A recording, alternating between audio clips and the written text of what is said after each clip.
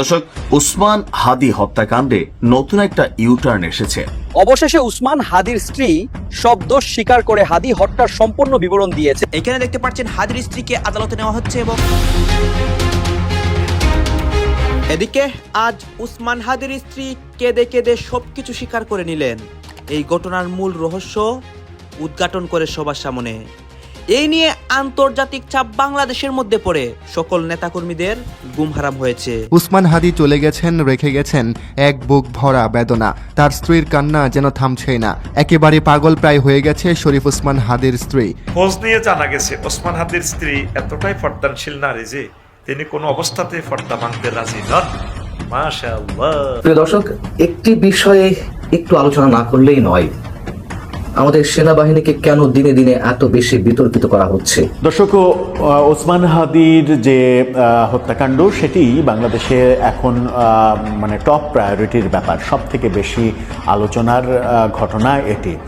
ওসমান হাদির মৃত্যু পরবর্তী সময়ে আমরা যেটা দেখলাম, রাষ্ট্রীয় বেশ কয়েকটা ইন্টেলিজেন্স টিমের পক্ষ থেকে যে তথ্য পাওয়া গেছে সেখানে বলা হয়েছে যে ওসমান হাদির মৃত্যুর পর খুনিরা বেশ বড় রকম চাপে পড়ে গেছে। কি আবার ভেবেছেন হাদির স্ত্রী হয়তো এমন পরিস্থিতিতে প্রচন্ডভাবে ভেঙে পড়েছেন। তবে মারফিয়া নামের হাদির এক পরিচিত নারী সম্প্রতি জানিয়েছেন হাদি ভাইয়ের স্ত্রী অনেক বেশি স্ট্রং, তাকে আর কে কি সান্ত্বনা দিবে তিনি সবাইকে সান্ত্বনা দিচ্ছিলেন।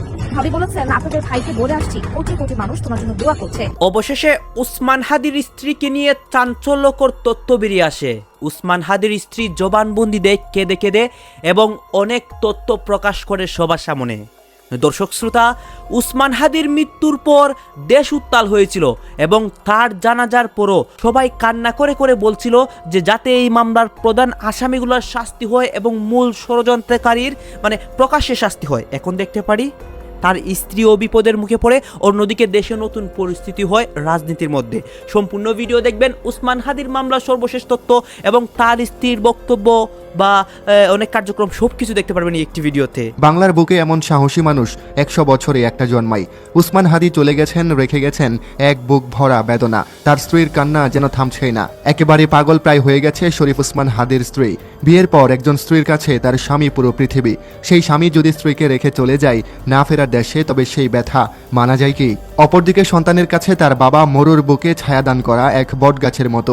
কিন্তু ভাগ্যের নির্মম পরিহাস, আজ সেই ছোট্ট সন্তান তার বাবাকে হারিয়ে ফেলেছে। শরীফ উসমান বিন হাদির মৃত্যু পুরো দেশটাকে যতটা না ভোগাবে তার চেয়ে বেশি ভোগান্তিতে পড়বে তার পরিবার। কারণ তাদের নিরাপত্তার চাদরে ঢেকে রাখা মানুষ আজ কফিনবন্দি। তবে মন বলছে হাদির পরিবার হাদিকে হারিয়ে ফেলাতে এতটা বিচলিত হবেন না, কারণ একজন সৈনিক নিশ্চয়ই তার পরিবারকে শিখিয়ে যায় কিভাবে প্রতিকূল পরিবেশে বেঁচে থাকতে হয়। হাদি একবার শত্রুদের উদ্দেশ্যে বলেছিলেন, মৃত্যুর ফয়সালা জমিনে নয় আসমানে হয়। আমি চলে গেলে আমার সন্তান লড়বে। হাদির সন্তান যখন বড় হবে তখন সে নিশ্চয়ই বুঝতে পারবে তার শরীরে একজন শহীদের রক্ত বইছে। অন্যদিকে হাদির স্ত্রীর কথাই ধরুন, হাদির গুলি লাগা থেকে শুরু করে মৃত্যু পর্যন্ত তাকে ক্যামেরার সামনে দেখাই যাচ্ছে না। কারণ হাদির স্ত্রী জানেন দুনিয়া ক্ষণস্থায়ী। তিনি পর্দা বরখেলাপ করে ক্যামেরার সামনে আসতে চান না। এই মহিষী নারী জানেন 80 বছরের জিন্দেগি পেরিয়ে গেলেই তার স্বামীর সাথে বেহেশতে মুলাকাত হবে। খোঁজ নিয়ে জানা যায় উসমান হাদির স্ত্রী অত্যন্ত পর্দাশীল একজন নারী। তিনি যে কোনো অবস্থাতেই তার পর্দা নষ্ট করবেন না। এই কারণে তিনি কখনো ক্যামেরার সামনে আসেনি। একই কারণে উসমান হাদির আম্মাকেও কেউ কখনো ক্যামেরার সামনে দেখেনি।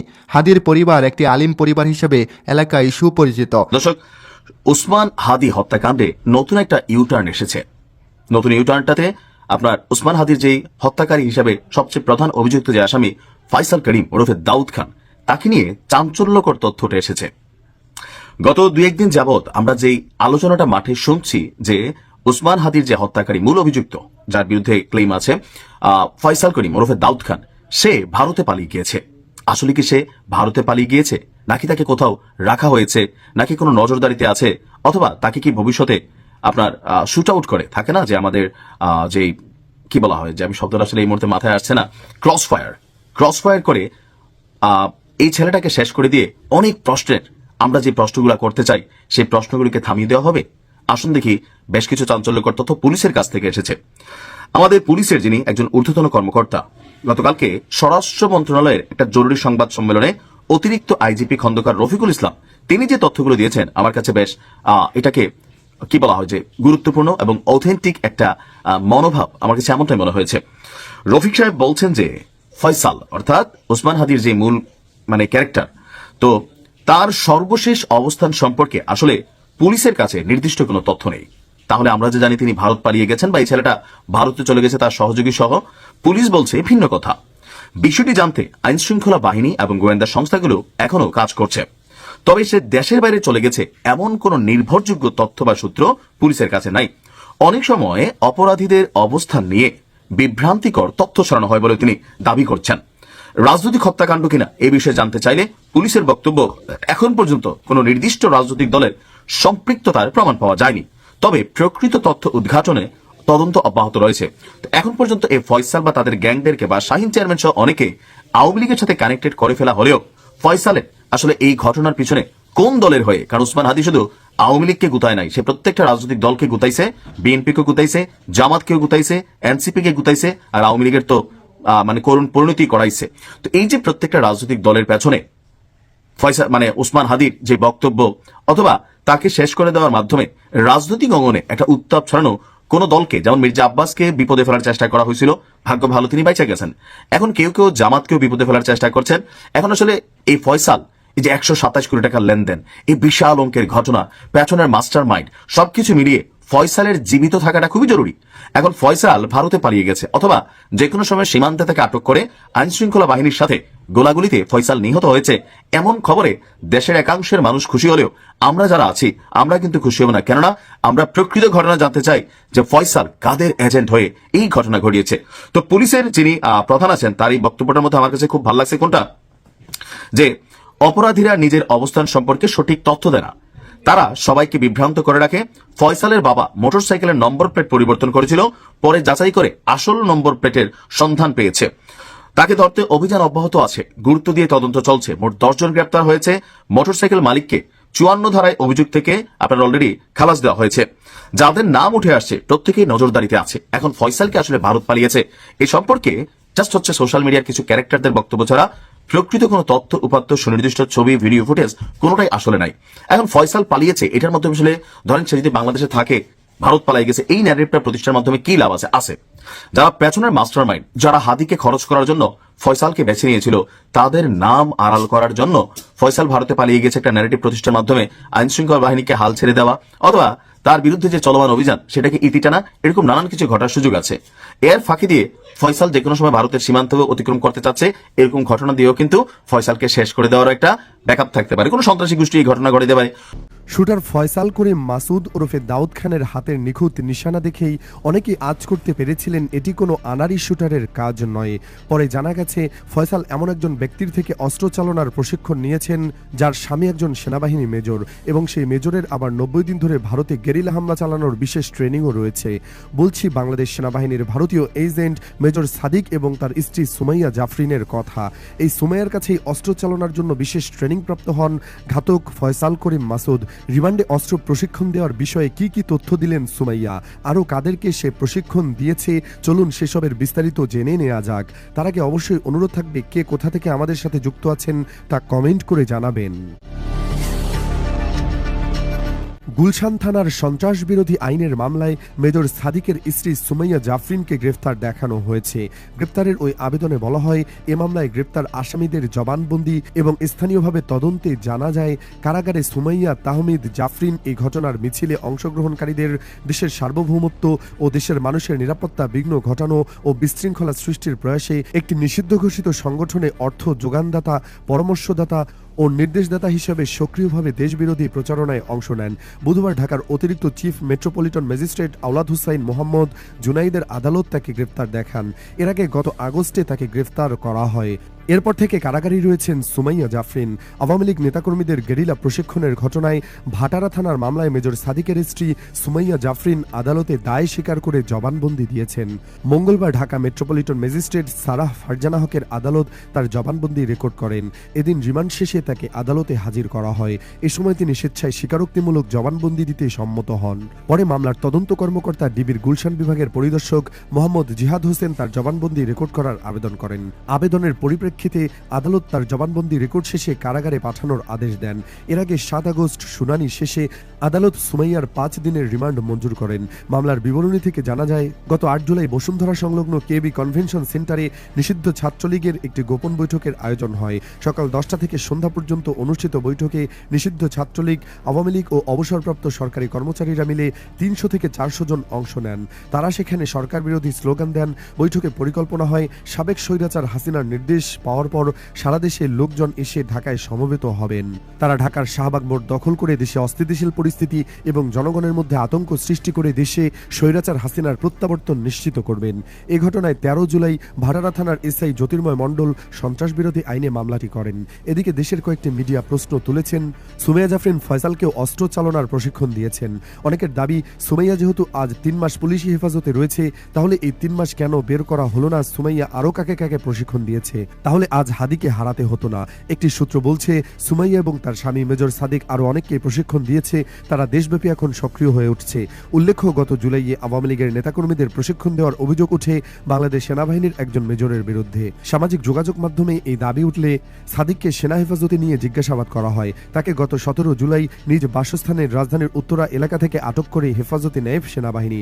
সেনাবাহিনীর তরফ থেকে জানানো হয়, সাদিকুল হক সাদেক নামের ওই মেজর বর্তমানে তাদের হেফাজতে রয়েছেন এবং এ বিষয়ে তদন্ত চলমান আছে। তদন্তে তিনি দোষী প্রমাণিত হলে সেনাবাহিনীর প্রচলিত নিয়মে তার বিরুদ্ধে ব্যবস্থা নেওয়া হবে। এরপর থেকে গ্রেফতার রয়েছে মেজর সাদিক। উল্লেখ্য, ইনকিলাব মঞ্চের মুখপাত্র শরীফ ওসমান বিন হাদের মৃত্যুতে শনিবার একদিনের রাষ্ট্রীয় শোক পালিত হয়েছে। এ উপলক্ষে দেশের সব সরকারি, আধা সরকারি, স্বায়ত্তশাসিত প্রতিষ্ঠান, শিক্ষা প্রতিষ্ঠান সহ সরকারি বেসরকারি ভবন এবং বিদেশে অবস্থিত বাংলাদেশ মিশনগুলোতে জাতীয় পতাকা অর্ধনমিত রাখা হয়েছিল। শনিবার বেলা 2টায় জাতীয় সংসদ ভবনের দক্ষিণ প্লাজায় হাদির জানাজা অনুষ্ঠিত হবে। এরপর ঢাকা বিশ্ববিদ্যালয়ে জাতীয় কবি কাজী নজরুল ইসলামের কবরের পাশে তাকে সমাহিত করা হয়। আসলে ওসমান হাদির হত্যাকারীরা কোথায় আছে কেউ কিন্তু বলতে পারছে না, এবং যতক্ষণ না পর্যন্ত এই হত্যাকারীদের ধরা না হবে পুরো বাংলাদেশ অন্ধকারে থাকবে, পুরো বাংলাদেশ বিপদের মধ্যে পড়বে। দর্শক, কেন এই কথা বললাম একটু বিশ্লেষণ করি।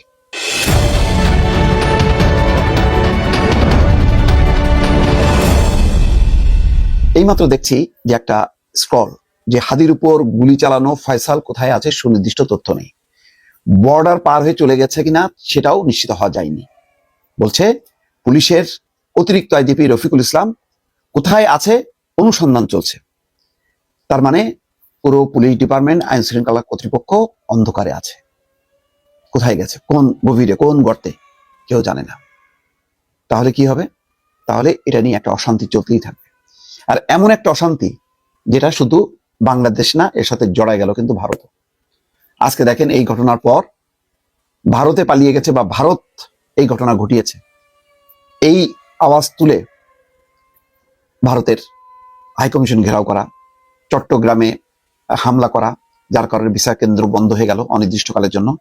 ঢাকাতেও একদিনের জন্য বন্ধ হয়েছে এবং পাল্টাপাল্টি তলব, এবং দিল্লিতে বাংলাদেশ হাইকমিশনে হামলা হয়েছে, সেখানে আবার তারা অস্বীকার করেছে।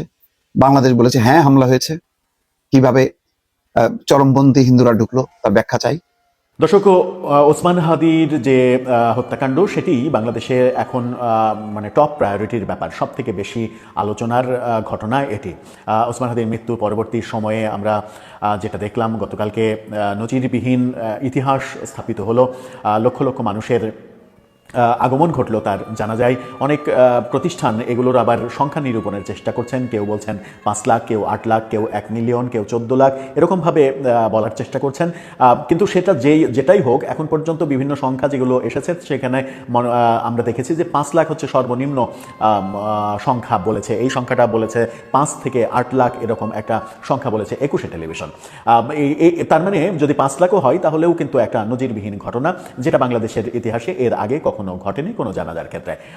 সেই ঘটনা বাংলাদেশের টপ প্রায়োরিটির ঘটনা হবে, এটাই স্বাভাবিক। কিন্তু ওসমান হাদিকে যারা আক্রমণ করেছে তারা কি দেশে আছেন নাকি বিদেশে পালিয়ে গেছেন?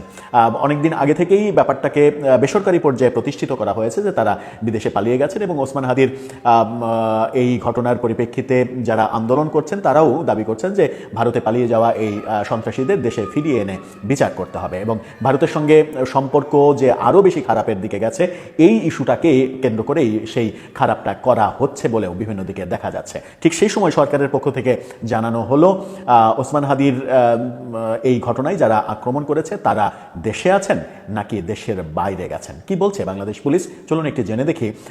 পারিপার্শ্বিকভাবে আরো দর্শক, আপনারা তো দেখলেন এখানে কি কথা হচ্ছে। অনেকেই কিন্তু অনেক কথা বলতেছে, অনেকে আলোচনা করতেছে, অনেকে সমালোচনা করতেছে দেশের বিভিন্ন অবস্থা এবং পরিস্থিতি নিয়ে।